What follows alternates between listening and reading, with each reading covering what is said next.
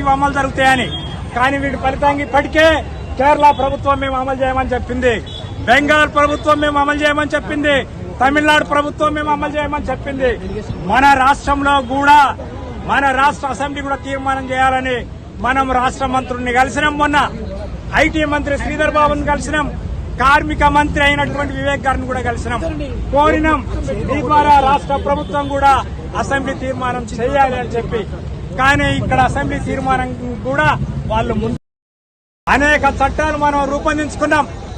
ఇవాళ trade union చట్టం కావచ్చు, పారిశ్రామిక వివాదాల చట్టం కావచ్చు, జీతాల చట్టం కావచ్చు, బోనస్ చట్టం కావచ్చు, పెన్షన్ చట్టం కావచ్చు, ఈఎస్ఐ చట్టం కావచ్చు, 29 చట్టాల్ని రద్దు చేసి ఇవాళ 4 కోడ్స్ గా ఇవాళ కేంద్రంలో ఉన్నటువంటి భారతీయ జనతా పార్టీ 2018లో తీసుకొచ్చింది. ఈ 4 లేబర్ కోడ్స్ వల్ల భారత కార్మిక వర్గానికి తీవ్రమైనటువంటి నష్టమని, ఇది దేశంలో ఉన్నటువంటి కార్పొరేట్ శక్తులకు మాత్రమే లాభం చేకూరుతుందని, 70 ఏళ్లుగా అనుభవించినటువంటి కార్మిక హక్కులన్నీ పోతాయని చెప్పి దేశంలో ఉన్నటువంటి అన్ని కార్మిక సంఘాలు కూడా భావించినాయి, అన్ని ఫెడరేషన్లు కూడా భావించినాయి. దేశవ్యాప్తంగా కూడా కేంద్ర ప్రభుత్వానికి వ్యతిరేకంగా ఈ 5 సంవత్సరాలలో పెద్ద ఉద్యమాలు, ఐక్య ఉద్యమాలు కొనసాగినాయి. 9 సార్లు మనం పారిశ్రామిక సమ్మెలు కూడా నిర్వహించినాం. కానీ ఏనాడు కూడా కేంద్ర ప్రభుత్వం కార్మిక సంఘాలతో చర్చలు జరపడే పాత చట్టాలు కొనసాగిస్తానని హామీ ఇవ్వలే, ఉన్నటువంటి చట్టాలను రద్దు చేస్తానని హామీ ఇవ్వలే.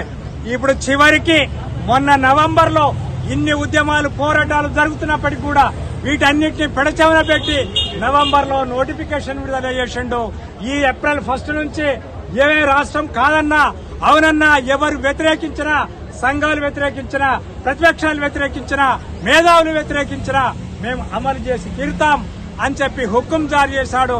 అది రేపు ఏప్రిల్ 1 నుంచి అమల్లోకి రాబోతున్నాయి.